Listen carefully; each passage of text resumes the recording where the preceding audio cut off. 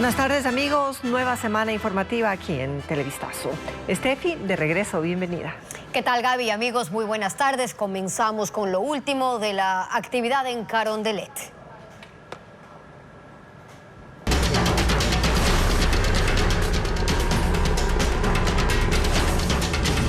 Drogas. La tabla, parte del lío.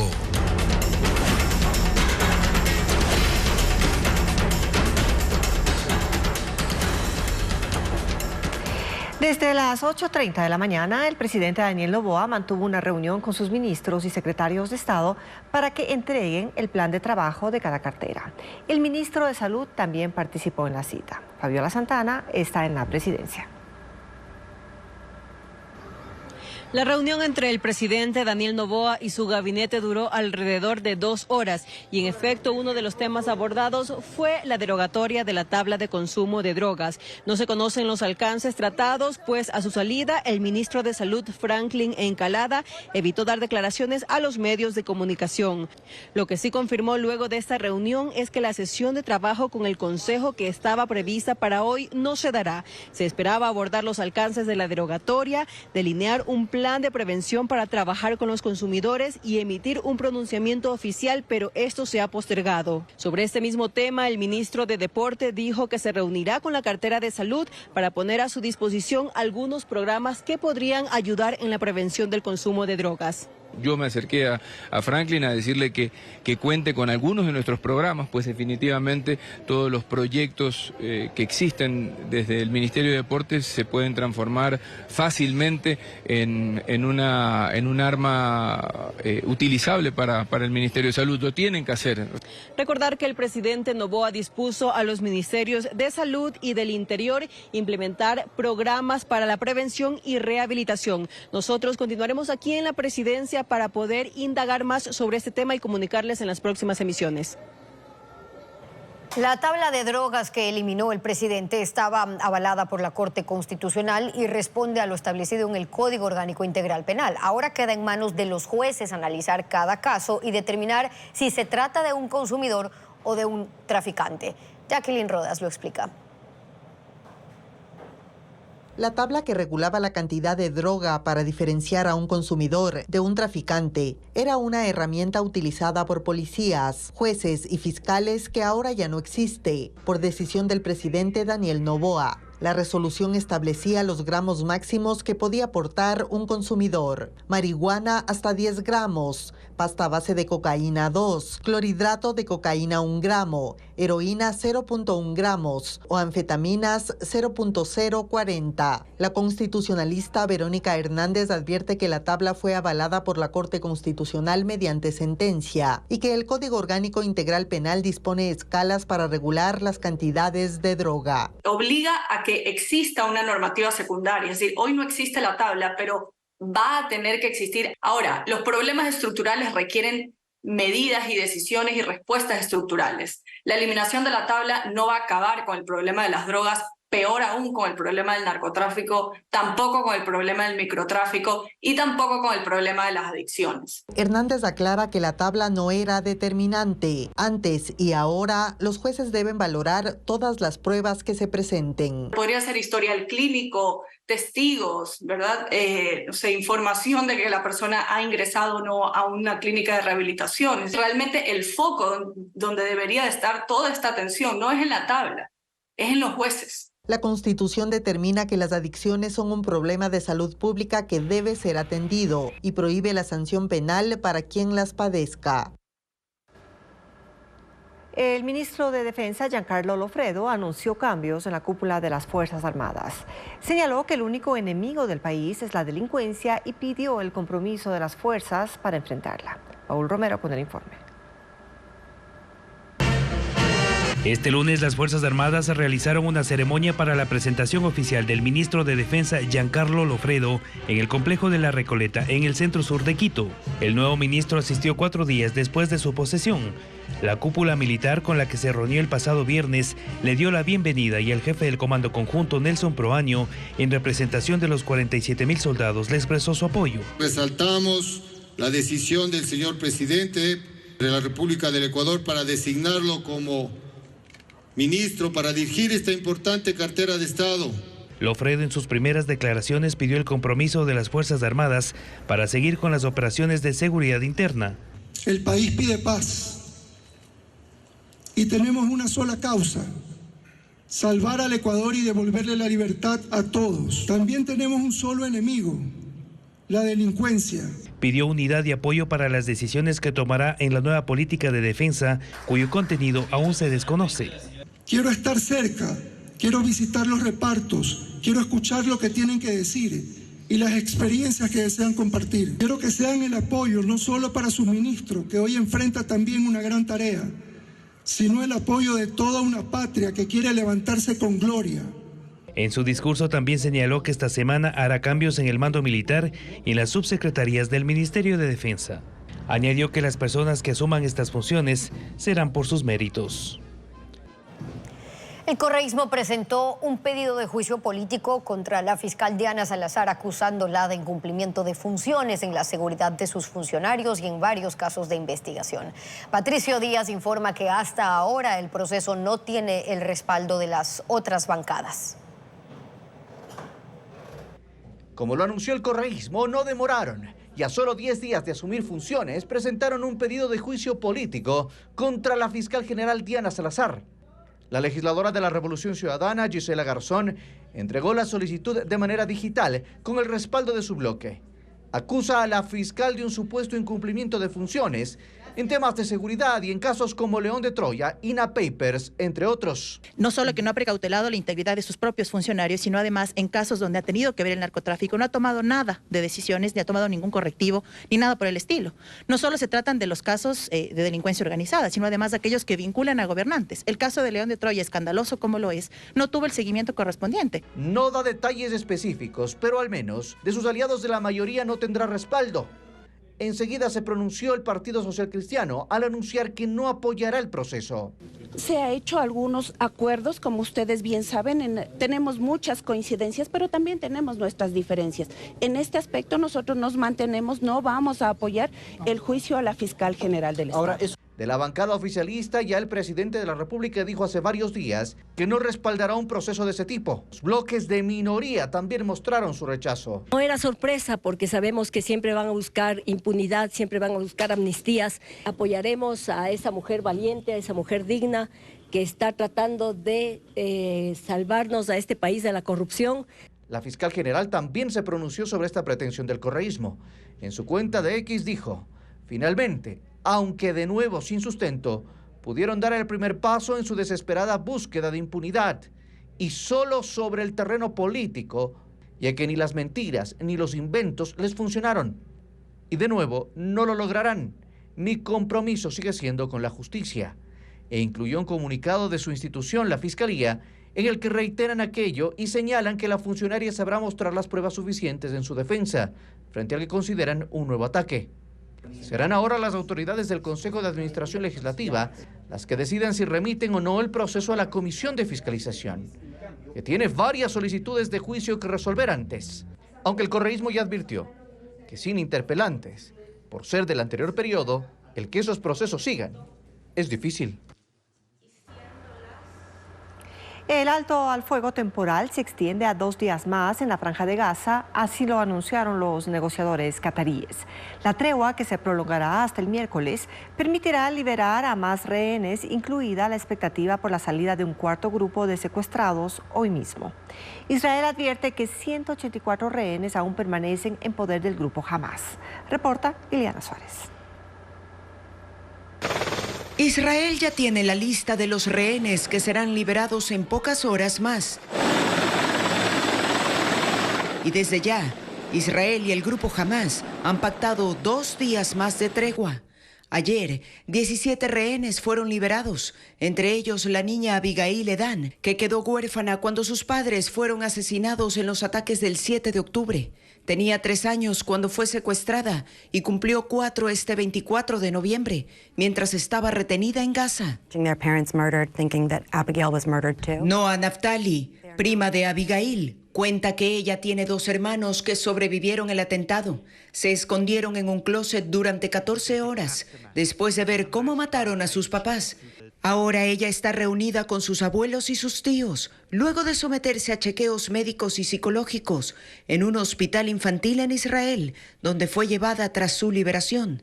Hasta ahora un total de 58 rehenes han sido devueltos y cada uno de ellos cuenta una historia desgarradora del momento de su secuestro. Y el alto al fuego temporal ha permitido el ingreso masivo de ayuda humanitaria, insumos médicos y combustibles a la Franja de Gaza, dándole a los civiles un respiro y la posibilidad de salir al menos por 4 días sin temor a ser alcanzados por disparos y bombas de Israel. Algunas personas que viven en el norte han intentado regresar a sus viviendas, pero solo encuentran escombros. Otros han vuelto para sacar más cuerpos entre las ruinas de casas y edificios y sepultar a sus familiares muertos por la guerra contra Hamás. Los palestinos en la Franja de Gaza confían en que la extensión de la tregua sea un primer paso para poner fin a este conflicto.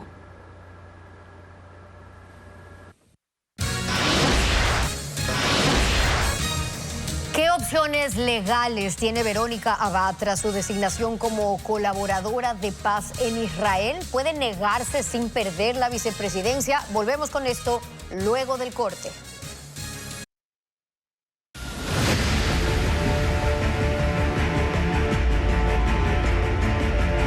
Noboa, Abad, el divorcio express.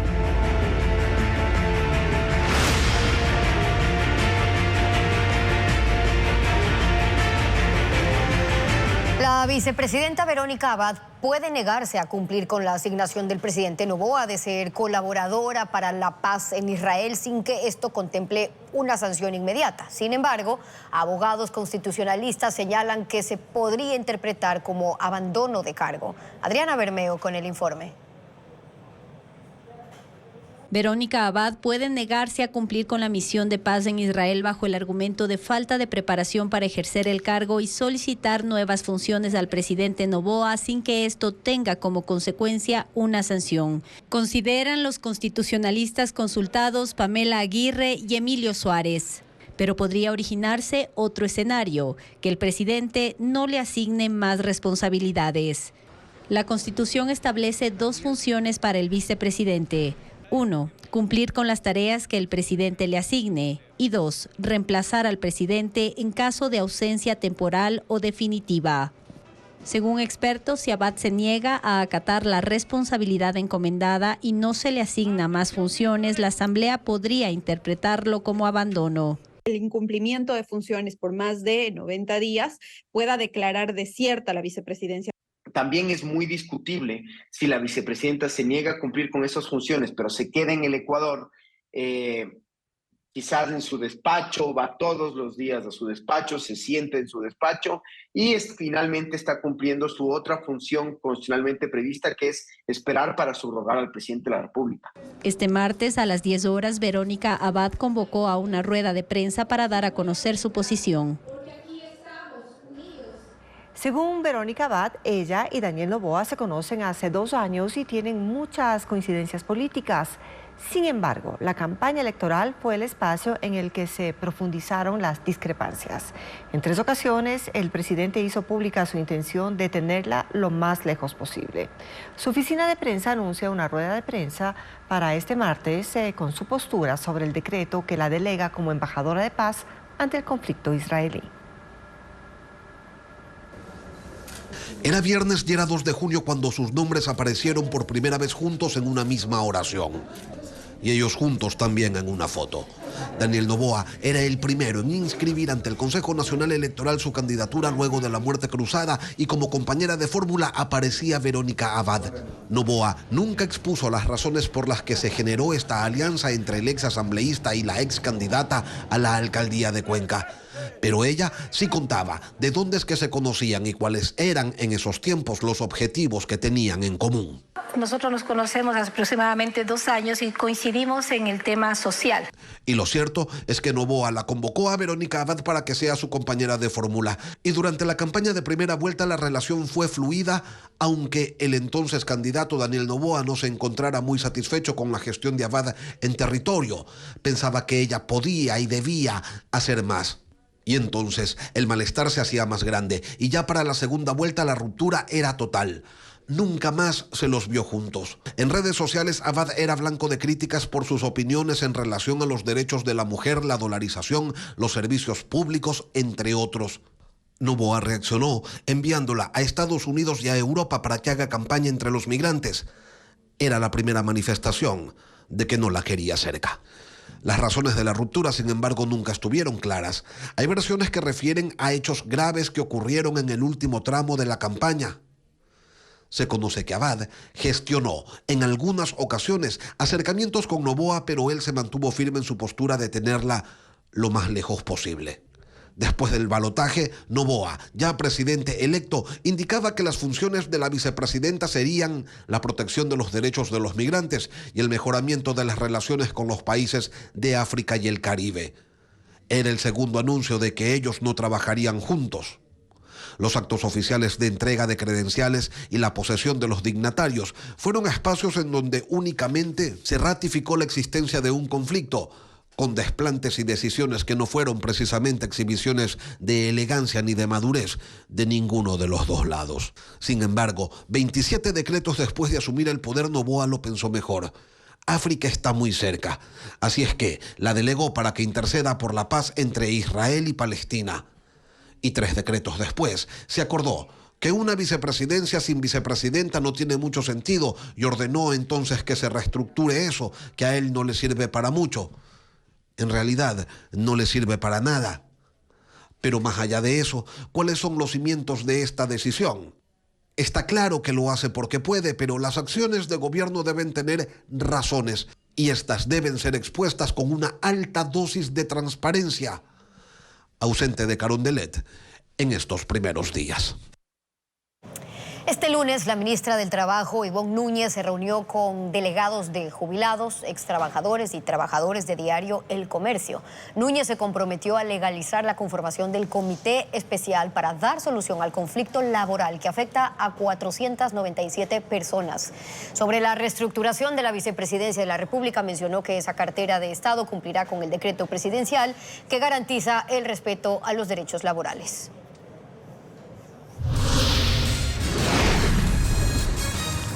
Delincuentes hicieron explotar un cajero automático en Guayaquil para intentar robar. ¿Qué herramientas usaron? Ya le contamos. A dos le ayudan con Alka-Seltzer Boost. Rápido alivio para que sigas tu ritmo.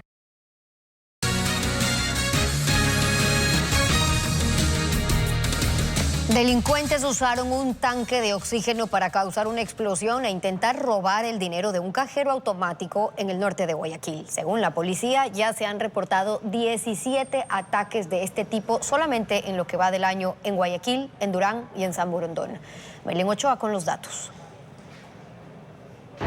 El caso más reciente ocurrió a las 4 de la madrugada de este lunes. 5 hombres armados llegaron hasta estos cajeros automáticos en una gasolinera ubicada en el sector de Los Vergeles, norte de Guayaquil. En el lugar, la policía encontró tanques de oxígeno, de acetileno, batería, mangueras y cables de electricidad, pero solo uno de los dispositivos que almacenan dinero quedó destruido. Los delincuentes no se llevaron el cajero ni el dinero, pero este no es el único caso. El pasado lunes, delincuentes también intentaron sustraerse la plata de otro cajero de la misma entidad bancaria, con una modalidad parecida, equipos de soldadura autógena para causar una explosión. En muchos de los cajeros, en el interior existe una especie de seguridad de una tinta que cuando las personas sustraen ese dinero, esta tinta explota y mancha todos los billetes. Y esos billetes ya no pueden entrar en circulación. En lo que va del año, en Guayaquil, Durán y San Borondón se han registrado 17 ataques con explosivos a cajeros bancarios. Solo en uno de los hechos se concretó el robo. Un 60% es justamente del Banco de Guayaquil. No se descarta que sea la misma organización delictiva la que comete estos ataques por la modalidad. Los uniformados dicen que el principal problema para capturarlos es que los representantes de los cajeros piden una orden judicial para entregar los videos que permitirían la identificación de los sospechosos. Un ex militar estará al frente de la gobernación del Guayas. El coronel en servicio pasivo Alberto Molina representará al presidente en la provincia.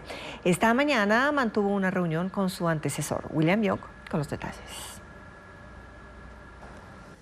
El anuncio lo hizo la ministra de Gobierno en redes sociales esta madrugada y de inmediato el nuevo gobernador del Guayas fue a conocer su oficina. Lo recibió su antecesor, Francesco Tabacchi. Recorrieron las instalaciones, le presentó al personal que deja y luego se reunieron durante menos de una hora. Al final coincidieron en que la seguridad es el principal problema que queda en agenda y los recursos son escasos. Mire, la seguridad cuesta. Normalmente a las instituciones de seguridad, Fuerzas Armadas, policías nos dan misiones, pero tienen que dar los medios para que haya una respuesta.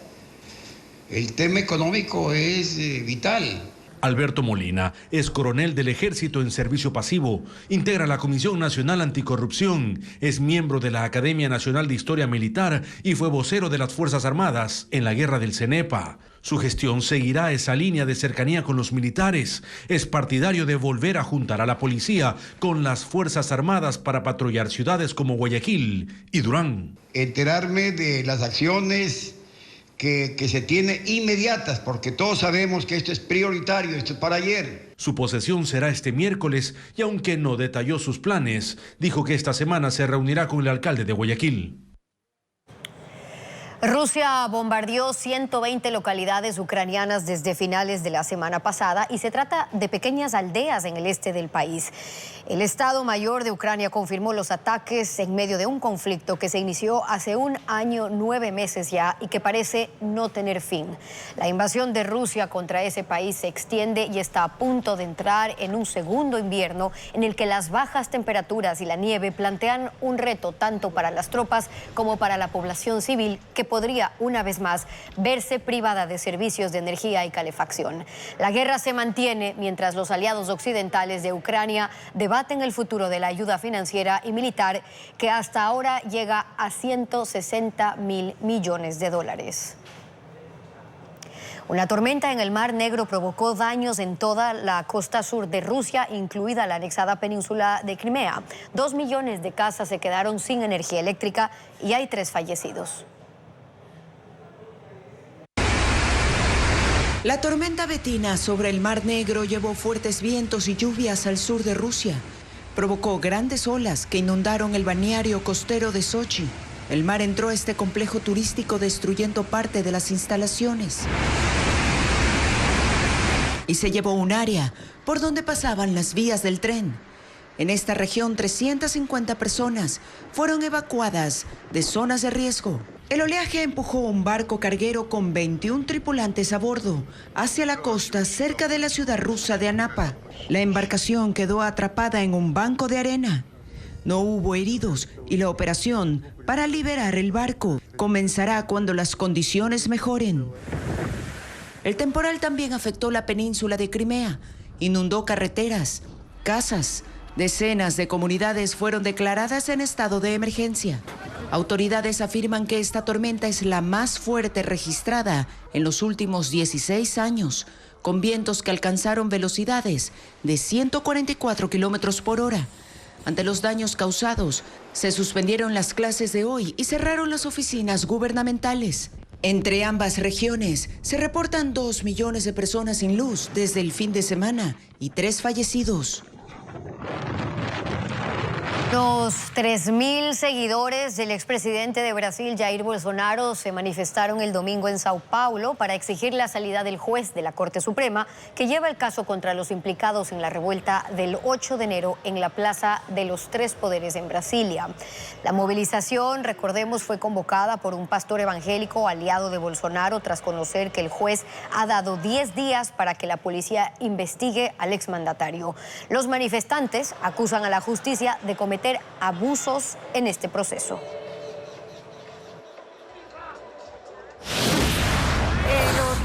se desarrolló el Festival Babahoyo Cóctel 2023, que contó con el torneo de la Asociación de Bartenders del Ecuador. Los ganadores representarán al país en el concurso panamericano del próximo año. Odette Camacho nos cuenta más. En la capital de Los Ríos se realizó en el Malecón el primer Festival Babahoyo Cóctel 2023, en el que participaron 15 bartenders de diferentes provincias del país, entre estas Guayas, Tungurahua y Carchi. En el torneo hubo 2 grupos de jurado, unos que observaron las técnicas de preparación de las bebidas, calificando agilidad, precisión, elegancia y tiempo, y otros que las degustaron, ubicados en la zona trasera. Ellos se enfocaron en el olor, sabor y presentación. Fueron 2 categorías que se evaluaron, las del estilo clásico, en la que las intervenciones fueron de 2 en 2, presentando bebidas long drink, tropicales y refrescantes. Damián Andrade de Ambato fue el ganador en esta especialidad. Buscamos es que se sientan los 5 sabores, el sabor dulce, ácido, amargo, picante, pero que tenga un equilibrio según la característica de la bebida. Mientras que la otra fue la Flair. En esta realizaron un show con las cocteleras, botellas y cucharillas, con las que elaboran los tragos semidulces y cremosos. El ganador fue Luis Guerra, el pentacampeón oriundo de la ciudad de Ibarra. Con el tiempo aprendí que los colores, las texturas y los sabores que se mezclan en una bebida requieren mucha dificultad y entrenamiento, y también una parte sensorial única del espíritu y del alma a través de una sola copa. A este evento asistieron cerca de 300 personas. Los 2 ganadores ahora participarán en el torneo panamericano del 2024.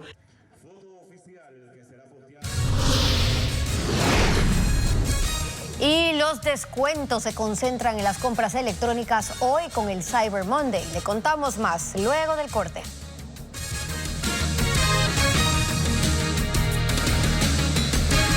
Descuentos en tickets aéreos, electrodomésticos, ropa, medicina, joyas y más artículos se ofertan este lunes a propósito del Cyber Monday. En Ecuador, más de 20 marcas tienen promociones para sus clientes. Luis Alfredo Zúñiga con el informe. Este lunes en el portal web cybermonday.es se pueden obtener descuentos del 20, 30, 50 y 70% en artículos para el hogar, tecnología, moda, belleza, ropa y otros. En Ecuador, los productos más comprados en línea son electrodomésticos, calzado y equipos electrónicos como celulares. En los tickets aéreos también hay promociones. Este lunes en el portal web de la TAM hay descuentos del 10 al 43% en vuelos desde Cuenca, Manta, Quito y Guayaquil. En Avianca, 2 de los destinos más solicitados son Orlando y Nueva York. Los precios por tramo van desde $135 y $160 respectivamente, mientras en Copa hay una sección exclusiva de descuentos por Cyber Monday en vuelos ida y vuelta hacia Orlando, Nueva York y Panamá.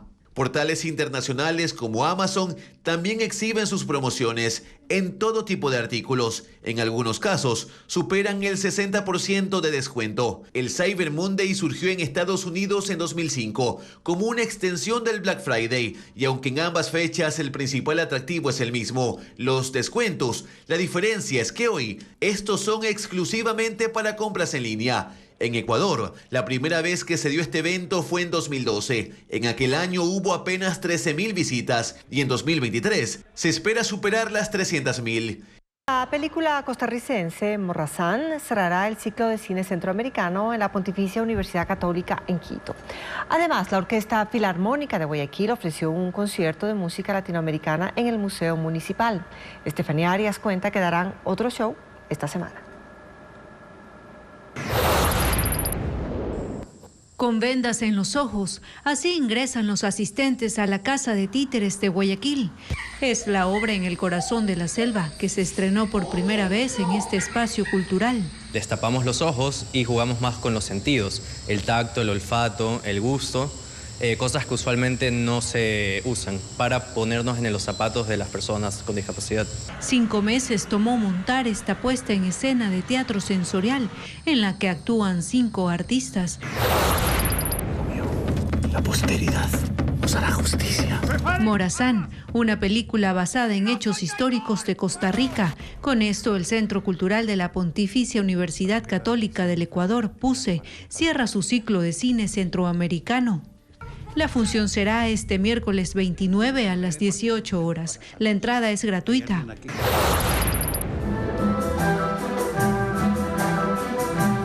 Una serenata latinoamericana. Así se denominó a este concierto que ofreció la Orquesta Filarmónica de Guayaquil en el Museo Municipal de la ciudad. Este jueves 30, la agrupación se presentará en el Teatro Centro de Arte con un espectáculo llamado Concierto de Película a las 20 horas.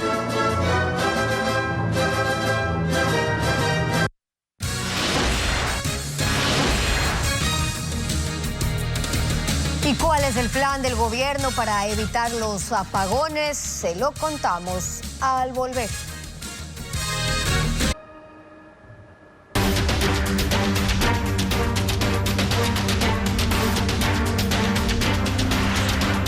Energía. ¿Cuál es el plan ahora? CENEL se quedó sin dinero para seguir comprando energía debido a que ya consumió el presupuesto total del 2023 asignado a los costos de venta de energía facturada. Ocurre por el incremento del consumo y el costo de importación de energía. Diego Cuenca ahora con el informe. La Corporación Nacional de Electricidad CENEL ese año proyectó 745,98 millones de dólares para la compra de energía, según el Plan General de Negocios e Inversión del 2023. Sin embargo, en septiembre ya comprometió el 104,96% de su presupuesto total, debido al incremento del costo de importación de electricidad y el consumo de los usuarios en medio del estiaje que soporta el país. Por eso, CENEL devolvió las facturas que corresponden a la compra de energía de octubre, porque su dirección financiera en un memorando indicó que ya no dispone de presupuesto. La entidad, con sus 11 unidades de negocio, es la encargada de distribuir energía a las 7 provincias de la costa. También para Bolívar, parte de Sucumbíos y Orellana. Por ahora se desconoce si esto afectará el servicio durante diciembre, que es el mes de mayor consumo debido a la época navideña. Sin embargo, CENEL en un comunicado informó que empezaron las gestiones administrativas para realizar el ajuste presupuestario para continuar pagando las facturas pendientes. Buscamos entrevistar a las autoridades de esta institución y del Ministerio de Energía, pero hasta el cierre de este reportaje no confirmaron un vocero para explicar cuánto dinero necesitan para seguir importando electricidad desde Colombia. Y entre las medidas que tiene el gobierno de Noboa para superar la crisis energética consta aumentar la autogeneración de las grandes empresas privadas y modernizar el alumbrado público para reducir el consumo. Diego Puente con los detalles. Este lunes se cumplió un mes desde que se iniciaron oficialmente los apagones por la crisis energética. Aunque todavía no hay soluciones definitivas, hay acciones dispersas propuestas por el nuevo gobierno. Por ejemplo, el régimen dice que está en conversaciones con el sector industrial y grandes comercios para que colaboren con su propia generación eléctrica para autoabastecerse. Tenemos que hacer una estrategia conjunta que involucre a los industriales, que pueda involucrar a la ciudadanía a través de procesos de eficiencia energética, son los emblemas clave. El sector energético buscará colocar luces LED que consumen menos energía que las convencionales en el alumbrado público, sobre todo en zonas rurales y urbano-marginales. Además, se iniciaron los procesos de contratación de energía adicional para cubrir la demanda eléctrica, pero se implementarán para el periodo de estiaje del 2024 y 2025. El gobierno también le apostará a las reformas legales para impulsar el desarrollo de nuevos proyectos en el país. Estas medidas se toman luego de que fracasara la contratación de 465 megavatios que se había iniciado en el gobierno de Lazo y que prometía superar la crisis. La empresa eléctrica Quito canceló el concurso para adquirir la nueva energía mediante un convenio que asociaba a varias empresas distribuidoras. En Esmeraldas se realizó la primera competencia canina. Los dueños y sus mascotas corrieron por 1 kilómetro. Elena Velasco cubrió la jornada y nos trae ahora los detalles. 80 perritos participaron de la primera carrera canina realizada en la ciudad de Esmeraldas. La actividad denominada Perrotón concentró a decenas de mascotas de todas las razas y tamaños y sus sueños. quienes corrieron por 1 kilómetro, desde el ingreso a la parroquia Vuelta Larga hasta el Parque Central. Nene, un pincher de 8 años, obtuvo el primer lugar. Porque siempre trotamos con él y siempre está corriendo, de 5 kilómetros más o menos. Y la carrera es bien corta, así que sí esperaba ganar. La carrera organizada por el municipio contó con la participación especial de Oliva, una perrita mestiza de 7 años que perdió una de sus patitas traseras tras un accidente de tránsito. Ayer atropelló un carro cuando tenía 1 año 2 meses de nacida. ¿Cómo respondió en la carrera? Bien, recién en el cementerio se echó, caminó despacito y ahí la alcé en brazos hasta llegar aquí al parque, pero ahí corrió normal. Para cerrar el evento se escogió a la mascota mejor vestida y a la que hizo la mejor acrobacia. En el lugar también hubo emprendedores que ofertaron cupcakes y gomitas para los perros.